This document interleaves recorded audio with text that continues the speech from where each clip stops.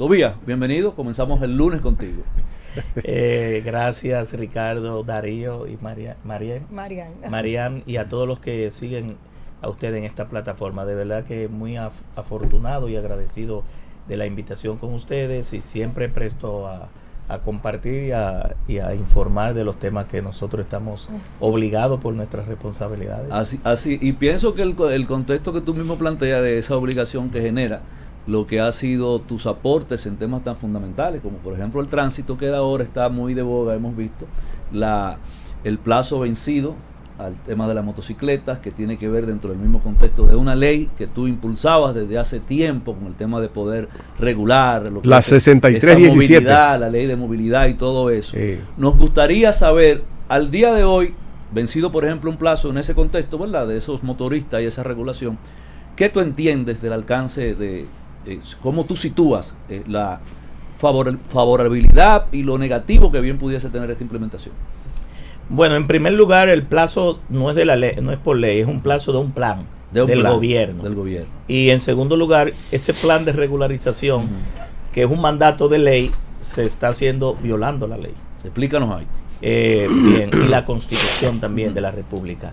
La ley 6317 en sus artículos 75 hasta el 79 tiene un capítulo o una sección específicamente del tema de la motocicleta.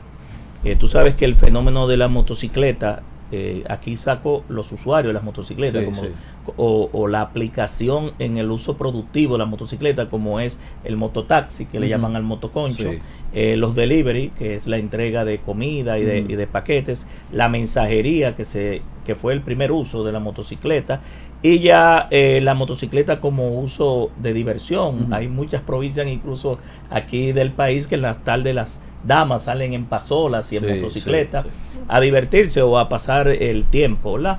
Entonces, pero el fenómeno de la motocicleta, nosotros debemos abordarlo como país de una forma muy responsable, porque por un lado está contribuyendo a los índices de siniestralidad y de morbilidad. Para nadie es un secreto que la República Dominicana es si no el primero, el segundo país de mayor víctimas mortales por accidentes de tránsito. Eso es lo que le llaman la violencia vial, y la seguridad vial es parte de la seguridad ciudadana. Y en ese entorno la motocicleta aporta de un 60 a un 67% de los accidentes de tránsito. Está involucrado un vehículo de dos ruedas. Pero de un 60 a un 67. Claro que sí, está en la mayor cantidad de muertos y de heridos. Muy alto, muy alto el fenómeno, porque que Ricardo, del parque vehicular de motocicletas, el 55.25 son vehículos de ruedas, es decir, son motocicletas. Hay 1 millón entre vehículos livianos, hay vehículos de carga y los demás vehículos, lo que significa que es la mayor proporción dentro del parque vehicular. Se concentra no solamente en el Gran Santo Domingo, donde hay mucha movilidad, sino también que hay muchas provincias, municipios y distritos municipales. Pero la motocicleta tiene un problema de que junto a los usuarios de la motocicleta, junto al peatón y a los ciclistas, son los usuarios más vulnerables de las vías, porque su carrocería es el cuerpo. Y en el caso de la motocicleta, los usuarios, cuando hay un impacto, se afecta principalmente el cráneo, la cabeza. Por eso la obligatoriedad del casco protector, tanto para el pasajero como para el usuario, que son 2 nada más en motocicleta. La ley estableció en esos artículos que le dije ahorita, menores de 8 años no pueden ser transportados en motocicleta. No deben. Eso ya le toca a la DGC, su cumplimiento.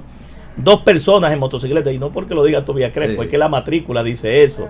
Realmente la ley no habla de cantidad, sino lo que diga la matrícula, porque cada tipo de vehículo viene diseñado para una cantidad de carga y de pasajeros. Es como que cuando tú te montas un ascensor y él pita y no hace nada. ¿Por qué no hace nada? Es previendo tu vida, porque se puede caer. Entonces ahí está el tema de la vida de la persona. Entonces, adicionalmente a eso, la ley 6317 ordenó un plan de regulación donde, por seguridad ciudadana, porque muchos de los atracos que hoy ocurren en República Dominicana y también en algunos países como el nuestro, ocurren en motocicleta, y sobre todo que se ejecuta el sicariato a veces con 2 motocicletas. Hay uno que ejecuta y otro remata. Muchas de ellas no tenían placas, y la ley mandó a poner placas no solamente en la parte trasera con un tipo de letra visible, retroreflectiva para la parte nocturna, sino en el frente. Nosotros en la ley establecimos volver de nuevo al esquema de las dos placas. ¿Por qué? Porque si nosotros vamos a poner multa, por ejemplo, con cámaras, vamos a poner sistema inteligente de control de tráfico que van a ver el flujo vehicular y te van a asignar el tiempo para el rojo, el verde y amarillo, se supone que la parte frontal, la parte frontal, lo primero que tú ves antes de un incidente de violencia es la placa. Después que te dan el tablazo y tú caes al piso, no vas a ver la placa. Entonces, aquí se quitó la placa de la parte delantera por una medida administrativa que en un momento dado se agotaron las chapas, que es el elemento metálico que va delante y detrás, pero ya después que tú tienes la primera placa, que eso se paga un 17% de impuestos, es decir, yo pago mi placa, entonces tú tienes que darme mis dos placas, la delantera y la trasera. Después de ahí viene el malvete, que es arriba, porque la placa no es más que un derecho de circulación. Discúlpame, porque de verdad ahí tú acabas de hacer un dato importante. Sí, dejaron de hacer las placas delanteras porque se acabaron, pero se siguen pagando. Dado, fue una gestión de impuestos internos de una persona muy reconocida, ¿verdad? Mujer, que administró, y en un momento dado se agotaron y decidieron que no era necesaria. Deja una sola. Vamos a dejar una sola. Pero los problemas que se ha acarreado de allá para acá, con el tema, no te rías, es un tema que como país... y eso es un mandato de la ley. Pero que lo que tú dices, la ley 117 es lo primero que tú ves la placa delantera. El frente, claro. Entonces, por un tema de seguridad ciudadana, debe volverse a ese nivel. Que sí. Entonces, el vehículo hasta trae el espacio para esa placa. Que a usted no le guste, que afecte el frente, pero es seguridad ciudadana. Claro. Entonces, ¿qué pasa? La ley ordena que el ayuntamiento, que es la autoridad municipal que está más cerca del ciudadano, tiene que hacer una regulación, y no se lo dejamos al Intran, porque entendimos que el Intran en sus inicios, complicarse con un parque vehicular de tantas motocicletas, donde tenía que trabajar con el diseño de las rutas troncales, de los sistemas ferroviarios, de los sistemas masivos, de los monorriel, de los tranvías, los transportes de carga, la colectivización del transporte, que son lo que hoy le están llamando los corredores, y deschatarrizar el parque vehicular. Es decir, demasiadas políticas públicas y mandatos tenía esa ley, porque estamos hablando de un código de 360 artículos y 32 reglamentos. Pues le pusimos a la alcaldía que hiciera un plan de regulación donde, como era la autoridad más cerca, se establecieran la cantidad de paradas, sobre todo para el transporte de pasajeros y delivery, la cantidad de paradas, el alcance de esa parada, los colores, y luego entonces, para garantizar una seguridad ciudadana, el número de placa en el chaleco y en el casco protector, y que el chaleco no sea para propaganda comercial ni política. El chaleco debe ser retroreflectivo, para que de noche, solamente es para uso de noche, porque es de noche que un motorista, un ciclista o un peatón, imagínate que ahora que estamos usando las patinetas eléctricas, los patines eléctricos, los motores eléctricos, tú necesitas una identificación, y es la ciencia de lo que le llaman la retroflectividad, que te va a dar que cuando el vehículo ilumine te devuelva para atrás, porque tiene esos aditamentos, tienen componentes retroreflectivos, como si fuera un espejo. Y son de colores específicos. Es decir, ese es el mandato de la ley. Pero en el Intran se ha hecho más que un plan de regulación serio y responsable, un proyecto para recolectar recursos y sobre todo violar la ley, porque la ley manda a la que la motocicleta se le dé dos tipos de licencia. La 1A, que fue un reglamento que después de la ley fueron de los primeros 6 reglamentos que el Intran aprobó y promulgó en el 2019, enero del 2019. La 1A, que es para motocicletas de menos de 125 cc para abajo, y la 1B para 125 cc hacia arriba, dependiendo del cilindraje, tiene requisitos. Pero ¿qué dice la ley? Que el que va a tener una licencia de conducir para motocicleta, sea 1A o 1B, debe pasar por los exámenes teóricos, prácticos, la depuración, una charla, y se le está dando únicamente por el pago de los 600 pesos, que es un equivalente creo que como a 10 o $10. Es decir, que el objetivo es más recaudar, pero viola también la ley de impuestos internos, porque es a impuestos internos que le corresponde, junto con el ministerio, con los ayuntamientos, hacer ese registro. El Ministerio de Interior y el Intran no tienen el control del registro del parque vehicular. Nosotros quisimos dárselo en la ley para que en una sola institución estuviese todo, los temas de la seguridad vial, el factor humano, el factor vía y el factor vehículo. Pero por los intereses no se pudo, por el tema del parque vehicular, que es un registro muy poderoso, aunque ustedes no lo vean, las informaciones que tiene ese parque vehicular tiene que ver incluso con la delincuencia, el lavado de activos, el movimiento de los vehículos. Entonces uno entendió la situación desde el punto de vista de los organismos de seguridad y de inteligencia del Estado, claro. Pero desde el punto de vista del plan no se le está dando la capacitación. Entonces los usuarios de la motocicleta tienen dos componentes sumamente difíciles en un país como el nuestro: pocos ingresos y poco nivel educativo. ¿Qué significa? Que ahí es donde nosotros más debemos enseñar. Es decir, ¿cómo es posible que los usuarios de menos valor, de menos nivel educativo, de menos conciencia de garantizarle la vida? Porque al final, en la ley, esto no se está poniendo para embromar al mototaxi, al delivery, al mensajero, no. Es para cuidarle su vida, porque inclusive cuando una persona pierde la vida, y nosotros lo estamos viendo desde el punto de vista de costo político, hasta un voto se está perdiendo. Disculpe que hable así, porque a veces no tomamos las medidas que debemos tomar, y el costo político que resulta de no tomar la medida en el momento que se debió tomar es más costoso en vidas y en recursos. La motocicleta está impactando en 60 mil millones de pesos todos los años que gasta el gobierno en República Dominicana en atender las víctimas. Esa era la pregunta. Esa pregunta la iba a hacer. De accidentes de tránsito. Cuando habla de la colisión de los accidentes de tránsito. Y eso, Darío, es en el sistema hospitalario, en el sistema de salud. Eso no incluye las reclamaciones que se le hacen a las empresas de seguro por daños y perjuicios, los costos administrativos en la DGC para la imposición de la infracción, los costos administrativos en la justicia y los daños a la propiedad pública y privada que los accidentes de tránsito ocasionan. Y yo escuchando a Tobías, a mí me pasó algo justamente hoy, Tobías, y es que yo venía por las Américas, y veo a un motociclista en contravía en la autopista Las Américas. Eso era pero digno. Mira, yo lo vi a las 10:30 en el túnel Las Américas en Vía Contraria haciendo competencia de carro. Es decir, cogen el túnel Las Américas varias motocicletas, como dicen ellos, acostados, haciendo carrera de carro en Las Américas. Lo vi en contravía. Estaba lloviendo y una de las personas que andaba conmigo me dice, y eso era lo que le quería preguntar a Tobías, la cantidad de lisiados a nivel nacional, personas que ya no tienen la misma productividad. Esas personas, Marian, ¿verdad?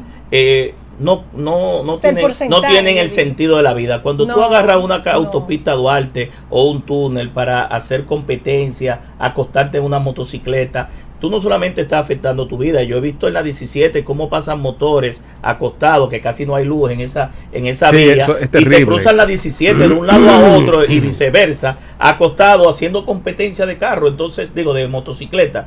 Estas personas yo entiendo que son suicidas, es decir, le importa poco la vida, pero también le están provocando que otros pierdan la vida. Cuando ellos prenden el motor, se apaga el cerebro.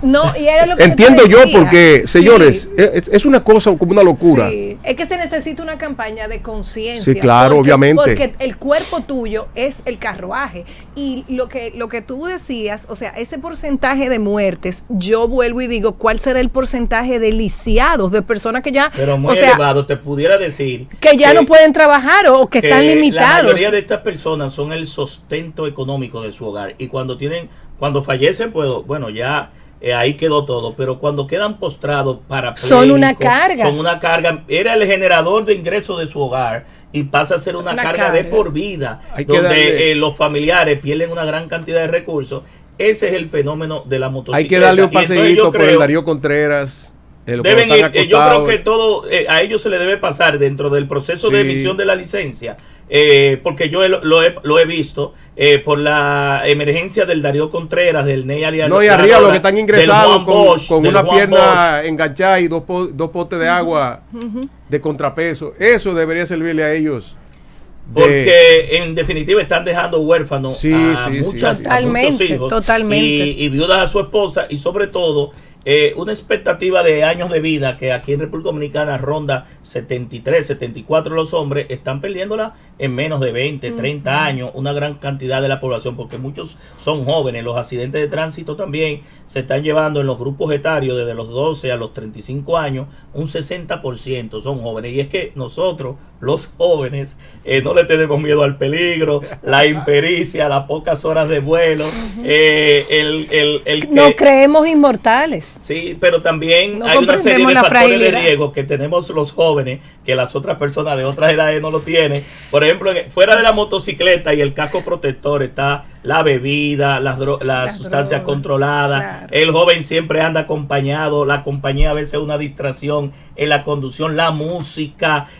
Hay muchos elementos que se combinan entre los jóvenes dentro de los factores de riesgo. Ya cuando una persona empieza a tener hijos, a formar familia, ya empieza a tenerle más temor a perder la vida. Es una realidad de las etapas de la vida. Y en los pueblos el motor es el transporte. Es el vehículo, pero debo decirte que yo mejor me voy a pie. Porque hay un chantaje muchas veces cuando estábamos discutiendo la ley. No sé si ustedes recordarán que a mí me llenaron el Congreso de motocicletas protestando precisamente por esos dos artículos.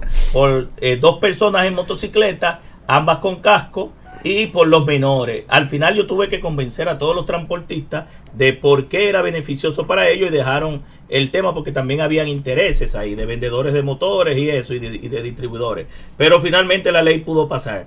Pero lo importante en esto es que dentro del plan de regulación se debe capacitar, se debe preparar, no se debe dar un plástico, una licencia de manera como se está dando, se le está quitando facultad a impuestos internos, no se están cumpliendo con los rigores de ley, no se está depurando y peor aún, yo no sé si ustedes saben que hay un subregistro en el parque vehicular de motocicletas y de todos los demás vehículos dentro de impuesto interno. Aquí llegan un grupo de motocicletas por pedazos, por piezas que vienen como repuestos, después se ensamblan y no tienen chasis, por ejemplo. Lo que significa que impuestos internos ni siquiera tiene el registro de que eso es un vehículo que está transportándose en la vía pública porque pasó como si fuera pedazo. Pero cuando está en la calle. Pero cuando está en la calle, entonces, y el Intran lo está regulando.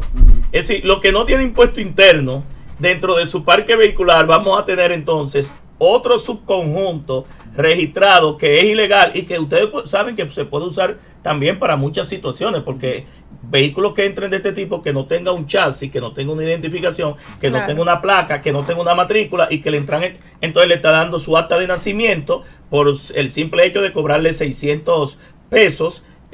Ya ustedes saben lo que el propio Estado está provocando con este plan de regulación. Han habido muchas denuncias, creo que van a ir al Tribunal Constitucional. Yo desde que inició dije que estaban usando la ley como pretexto, pero estaban violando la ley con el pretexto de cumplir la ley. ¿Y cuáles son las multas que se establecen? Porque parece o no se le está dando por el bolsillo, que es por donde realmente duele para que se cumpla la ley. ¿O qué pasa? Porque este es el único país, Tobías, que yo he visto en el mundo donde se aprueban una ley para hacer que otra se cumpla. No, mira, las multas, si es para el tema de la motocicleta, el que viola la ley no puede tener diferentes categorías de multa. La multa a un usuario de motocicleta, a un ciclista, a un peatón, a un conductor de patana y a un conductor de vehículo liviano o de una jipeta debe ser la misma porque usted violó un artículo de la ley. Claro. Y aquellos que no tengan prisión privativa de libertad porque hubo muertos o heridos, entonces tienen montos pecuniarios que van de 1 a 7 salarios mínimos, establece la ley, pero todavía eso no ha entrado y esas son de las cosas que yo digo que posiblemente el Estado, por un costo político, por lo que representa en voto las motocicletas, no ha empezado a cobrar por donde le duele a la gente, que por el bolsillo. Entonces, nosotros planteamos para alivianar un poco y suavizar el tema de las multas, porque en el gobierno anterior se aumentó el salario mínimo de 5 a 10 mil. Entonces, las multas tenían 3 clasificaciones: las leves, que eran de 1 a 3 salarios mínimos, las graves, que eran de 1 a 5 salarios mínimos, y las muy graves, que eran de 1 a 7. Las multas de tránsito, estoy hablando, no de la de transporte, que tienen la misma clasificación, pero con otros montos y otros tipos de violaciones. Entonces, todavía se está cobrando, Darío, lo que establece, no la ley 241, que era del año 67, que cuando se aprobó la ley que nosotros sometimos, iba a cumplir 50 años, sino la ley 12-07, que fue una propuesta del senador de Santiago, Domínguez Brito, donde actualizó los montos pecuniarios a una tercera parte y a una quinta parte del salario mínimo. En ese momento eran 5,000 pesos y una tercera parte de 5,000 pesos es 1,665 y una quinta parte son 1,000 pesos. Las multas que se están cobrando actualmente son esas, 1,000 pesos por las leves. Bueno, y nada más había una clasificar leves y graves. Las leves son una quinta parte, que es 1,000 pesos, y la grave una tercera parte del salario mínimo. Ni siquiera se han ajustado a los 10,000 que ha subido el salario mínimo. Y la excusa es que no ha aprobado el Intran y el Poder Ejecutivo junto con el Ministerio Público, la Procuraduría, el régimen sancionador. Pero el régimen sancionador que habla la ley 6317 no es para eso, es para las multas del transporte. No para las multas de tránsito. Quiere decir que las multas están especificadas muy bien detalladas en la ley 6317. Hay 96 artículos que establecen sanciones a la violación a las normas de conducción. Diputado Tobías Crespo, salimos del Congreso, salimos del Intran. Nos vamos a la política, qué bueno. Hace algunas semanas el expresidente Danilo Medina. Aunque con el Congreso se trabaja la política. Claro. Vamos a dejar los legislativos. Son aliados. Son concurrentes. Hace un par de semanas el expresidente Danilo Medina comentó de manera pública a propósito de lo que fue el depósito del padrón de la Fuerza del Pueblo, que él, según lo que entendía y vimos en la noticia, decía que eso no era la realidad. El depósito de ese padrón, que sí, en el caso del PLD, sí estaban haciendo juramentaciones con cierto nivel de credibilidad. Nos gustaría saber su comentario como dirigente de la Fuerza del Pueblo. Mira, parece que el fantasma de Leonel Fernández le sigue saliendo a algunos dirigentes y sobre todo uno que pensaba que iba a haber un aprendizaje de las situaciones ocurridas en el 2019, en el 2020, y parece ser que no, que se le teme a Leonel y se le teme a su amplio avance, y nosotros no vamos a hablar del PLD porque estuvimos ahí 34 años, dejamos el partido con una carta donde renunciamos, y porque el PLD no es nuestro adversario político, es el presidente Luis Abinader y el PRM.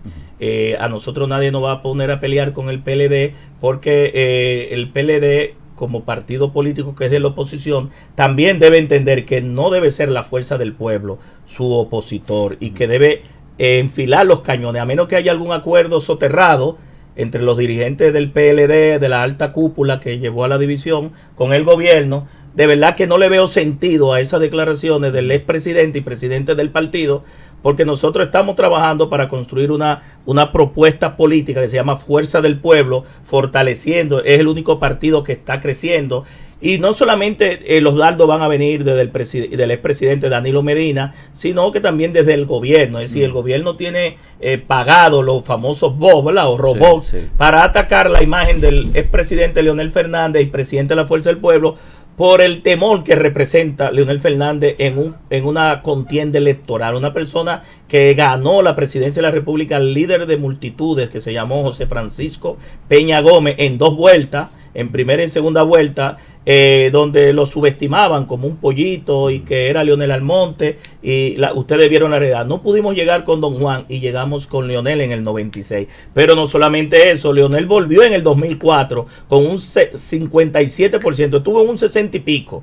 Y ganó con un 57 en primera vuelta y recibió un país devastado, administró varias crisis y trabajó y se reeligió en el 2008, pero también soportó sobre sus hombros la candidatura del expresidente Danilo Medina, tanto en el 2012 como en el 2016, y le entregó a uno de los de él. Es decir, el éxito de un político no es como empieza, es como termina. Y entonces vea cómo ha terminado Leonel y cómo ha terminado los demás.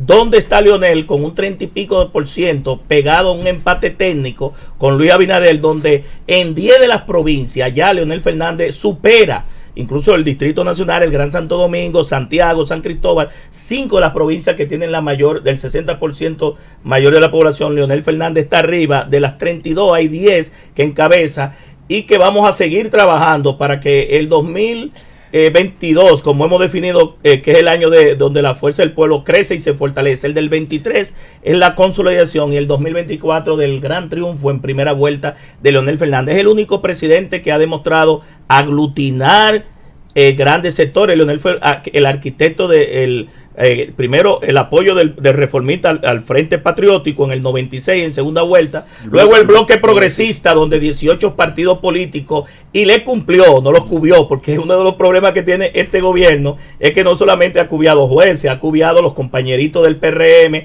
que tú lo ves en las calles hablando solo con los potes de luz. Es decir, los propios PRMistas que votaron por este gobierno, al ver que ha sido un gobierno de élite, un gobierno de una oligarquía que está dominando, ven en ese gobierno que no ha satisfecho las expectativas de quienes llevaron. Y un gobierno sin un partido con una dirigencia que esté motivada difícilmente pasa una reelección, sobre todo un gobierno que no está poniendo atención al costo de la canasta básica, no está poniendo atención a la generación de empleo, a la inseguridad ciudadana, está en una burbuja creyéndose y dando pan y circo. Porque de verdad que yo no sé si ellos se lo creen, pero que yo quiero que se monten en un motoconcho, que se monten en una onza, que se monten en un carro de concho o en el metro, para que ellos vean qué está sufriendo la gente cuando va al mercado, al supermercado. Pero viendo... hay un contexto diferente a lo que era el anterior, porque hay una inflación importada, una crisis, una serie de elementos que mira, sería bueno medirlo. Mira, Ricardo.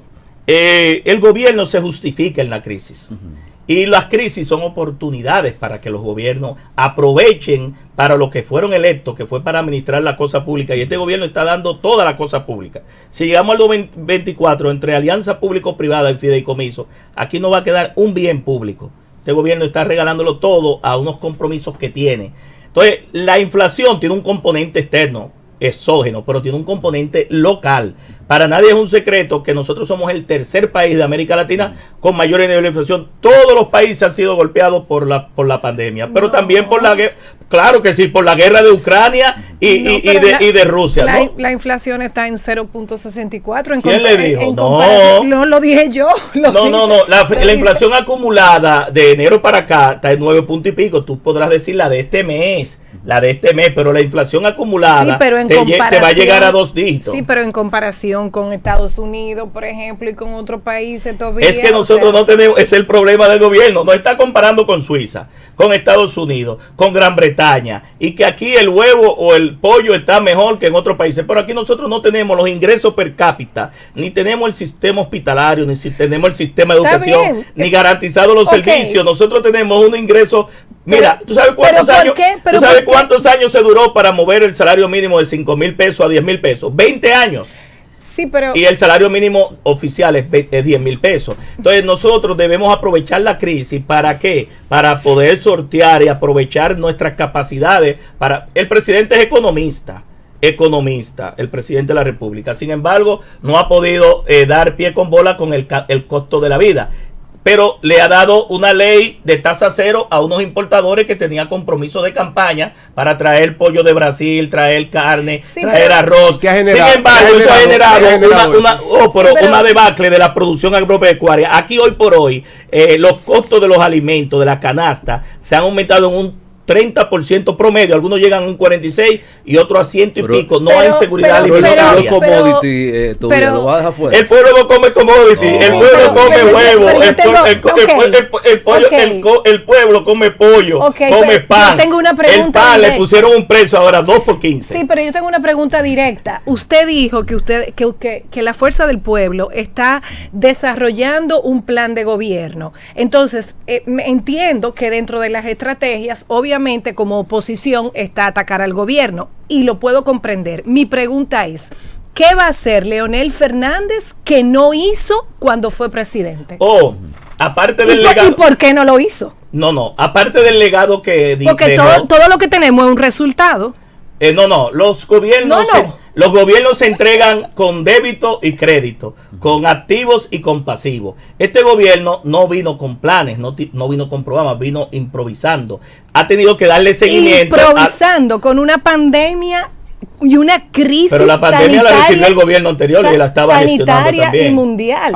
El gobierno tenía 8 meses sabiendo el que entró sabiendo que esa pandemia pero estaba, sabía que iba a ser electo para pero él no puede decir que no hay un plan, porque sí ha habido un plan. Tuvimos vacunas, tenemos vacunas, el pueblo está vacunado, se ha enfrentado la crisis de combustible. O sea, él no puede decir que no ha habido un plan. Yo le hice una pregunta directa: ¿qué va a hacer Leonel Fernández que no hizo en el pasado? Por favor. Sí, yo soy el entrevistado, te voy a responder como entrevistado, no te voy a preguntar a ti, pero si me dejas desarrollar la idea, sería bueno. Entonces, ¿qué dejó Leonel? Bueno, dejó túneles elevados, dejó metro, dejó las escuelas, entregó computadoras a los maestros, entregó becas en el Ministerio de la Juventud, en la MESI, desarrolló el país, dejó una constitución, fue reelecto varias veces, y hoy por hoy la gente está viendo atrás, que el gobierno no quiera que se vea atrás, y es precisamente por el legado de Leonel. Te puedo decir que tiene más experiencia, más equilibrio. Los mismos jóvenes, el 46% de los encuestados que son jóvenes, ven en Leonel la persona experimentada y capacitada para manejar crisis. Y en ese sentido, muchos de esos jóvenes, posiblemente sus padres estuvieron en la UAS. Leonel construyó las 14 regionales y la sede central e hizo una inversión en la educación, pero también en la salud. Los hospitales que mencionábamos ahorita, la ciudad sanitaria, el Ney Arialora, el Darío Contreras, se construyeron en la gestión de Leonel Fernández. Si usted tira una página para atrás, del 96 para acá, este es otro país. Usted le guste o no le guste Leonel, le interese o no, pero es otro país. Y yo te digo, pues yo tengo 54 años de edad. Y he sido parte de eso, de esa historia. A mí nadie me la puede contar. Y en ese sentido, en este gobierno, ¿por qué te digo que ha habido improvisación? Por el manejo de la economía. Juan Bo decía que si la economía va mal, la política va mal. Si la economía va bien, la política va bien. Y en la parte económica, ok, se compraron vacunas, pero hay que investigar. Esa vacuna se compraron a sobreprecio. En el Congreso nosotros aprobamos 4 contratos con precios diferentes, de $2, de $4, la de Cobas, de $12, de $8, de $12 y de $20, la de China.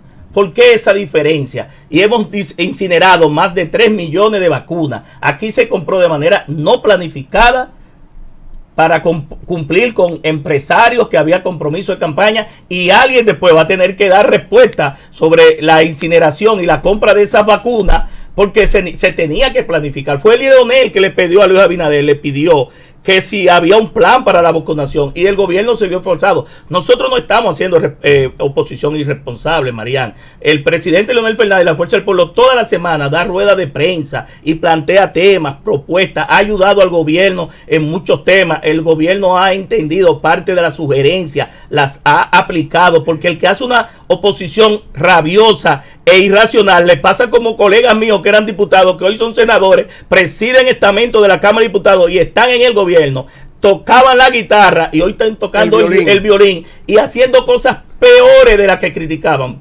Peores. Cuando digo peores, porque aquí se trabaja el tema de la corrupción. Han habido más de 20 casos de corrupción en este gobierno. Se han suspendido los funcionarios, pero no se han sometido. El primer ministro de la presidencia, que fue el funcionario más importante de un gobierno, está acusado en uno de los expedientes de corrupción. Pero eso es transparencia. Pero pero no debió pedir una licencia, debió renunciar. No sé si me entiendes. Sí, en un país. Pero ya está nombrado el nuevo, es decir, que ya es una renuncia tácita. Tobías, y de verdad. Con eso nos vamos, Marian, que ya no están haciendo señas. Te comprendo perfectamente. Vamos a ver lo que va a hacer Leonel. No, te comprendo perfectamente. Ahora bien, el problema para mí neurálgico de este país, y yo creo que tú lo sabes, es la distancia que hay socioeconómica, la desproporción entre una clase y otra. O sea, esa falta de oportunidad, de calidad de vida, esa masa que no tiene acceso a una buena educación, a una buena salud, a una calidad de vida, eso frente a túneles, o sea, ¿dónde quedó esa parte? Pero mira, yo estaba ayer en Gualey. Mira, María, yo estaba en Gualey. Un país se resuelve. No, es que un país se resuelve con educación. El metro que le pasa por ahí. ¿Y quién se lo construyó? Son la gente de Gualey, de Guachupita, de la Sursa, pero hay mucha de la gente, 17. Pero hay mucha gente que murió. Eso costó sangre, pero y es sudor. difícil que un gobierno elitista de una oligarquía piense en los pobres y en la clase media, porque no ha sufrido la necesidad y la penuria. Es decir, Eso es muy estrecho, decir que es un gobierno elitista. Eso es muy estrecho. Analiza a los funcionarios y los dirigentes políticos que son de primer orden. ¿Cómo te sentiste? ¿Cómo te has sentido? ¿Con qué? ¿Con este programa? Por favor. Súper bien. Todavía es una fiera. Yo me quedé en este tipo. Tienes no dije nada porque eso es una fiera. Disculpa si en un momento se vio No, violencia no, de no, género. no, al contrario. Violencia de género. No, que te Pero te inviten- quiero pedir disculpas. que te No, no. inviten todos los Porque días. es No parte de juzguen mi a ese rol. hombre. Es Tobías. parte de mi rol como diputado. Miren, para que haya gobierno debe haber oposición. Claro. Porque Es la un oposición contrapeso. debe decirle Contrapeso al gobierno lo saludable. que se está haciendo Claro, mal. claro. Y yo he sido responsable. Y a mí, yo voy a todos los programas y no tengo temor porque No. no he dicho una cosa un día y otra. Es decir, cuando abordo los temas, ahora hay que reconocer al pan y al vino. Y el gobierno que no entienda que debe haber una oposición, que todo peso tiene un contrapeso y que para ayudar a la gobernabilidad debe tener una buena oposición y hacer consenso incluso cuando sea necesario con la oposición, es importante de un gobernante y de un estadista con criterio. No, Tobías, y yo muchísimas coincido en gracias, algo. Tobías, ¿En por qué? tu En que En que participación. Leonel es un líder, Danilo no. Tobías, muchísimas gracias por tu participación.